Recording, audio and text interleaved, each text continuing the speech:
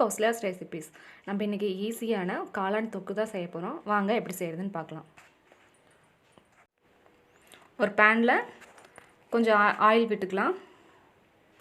Oil heat ஆனதும் ஒரு 1/4 teaspoon சோம்பு போட்டு தாளிச்சிக்கலாம். சோம்பு நல்லா பொரிஞ்சதுக்கப்புறம் 2 பெரிய வெங்காயத்தை பொடி பொடியாக கட் பண்ணி வச்சுருக்கிறேன். அதை இதில் ஆட் பண்ணிக்கலாம்.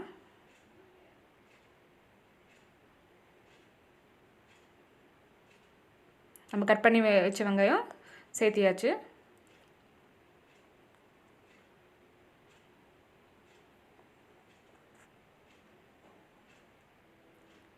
வெங்காயம் நல்லா ப்ரௌனிஸ் ஆகிற வரைக்கும் ஃப்ரை பண்ணிக்கோங்க.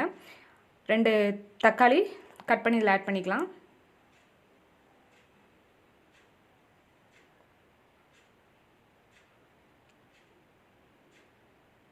½ டீஸ்பூன் இஞ்சி பூண்டு பேஸ்ட்டு ஆட் பண்ணிக்கலாம். இஞ்சி பூண்டு பேஸ்ட்டு பச்சை ஸ்மெல் போகிற வரைக்கும் ஒரு 2 மினிட்ஸ் நல்லா வதக்கி விட்டுருங்க.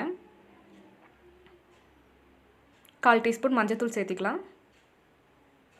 1 டேபிள் ஸ்பூன் மல்லித்தூள், 1 டேபிள் ஸ்பூன் மிளகாய்த்தூள்,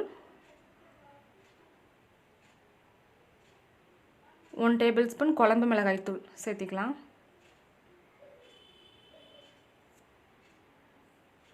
மறுபடியும் ஒரு 2 மினிட்ஸ் வதக்கி விட்டுருங்க. நான் ஒரு பேக்கெட் சிப்பி காளான் எடுத்து வச்சுருக்கிறேன். அதை இது கட் பண்ணி இதில் ஆட் பண்ணிக்கலாம். காளானை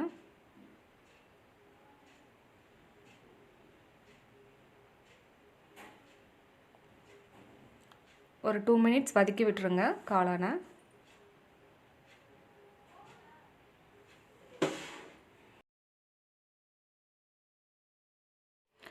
தேவையான அளவு உப்பு போட்டுக்கலாம்.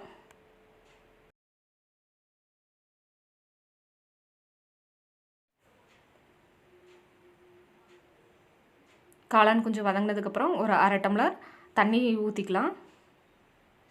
தண்ணி சேர்த்து ஒரு 10 மினிட்ஸ் மூடி போட்டு வேக விட்டுருங்க.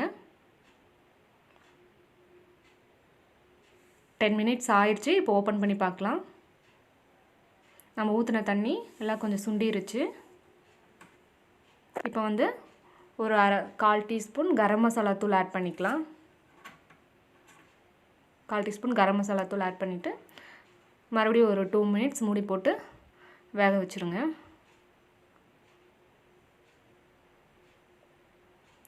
2 மினிட்ஸ் ஆயிடுச்சு. நம்ம காளான் நல்லா வெந்துருச்சு. இப்போ கொத்தமல்லி தழை தூவி இறக்கிடலாம். இந்த காளான் ரெசிபி சப்பாத்தி சாப்பாடு ரெண்டுக்குமே நல்லாயிருக்கும். நீங்களும் வீட்டில் ட்ரை பண்ணி பாருங்கள். உங்களுக்கு என்னோடய ரெசிபி பிடிச்சிருந்தனா என்னோடய சேனலை சப்ஸ்கிரைப் பண்ணுங்கள், லைக் பண்ணுங்கள், ஷேர் பண்ணுங்கள். மறக்காமல் பெல் பட்டனை கிளிக் பண்ணுங்கள். அப்போ தான் நான் போகிற வீடியோவோட நோட்டிஃபிகேஷன் உங்களுக்கு சீக்கிரமாக வரும். தேங்க்ஸ் ஃபார் வாட்சிங்.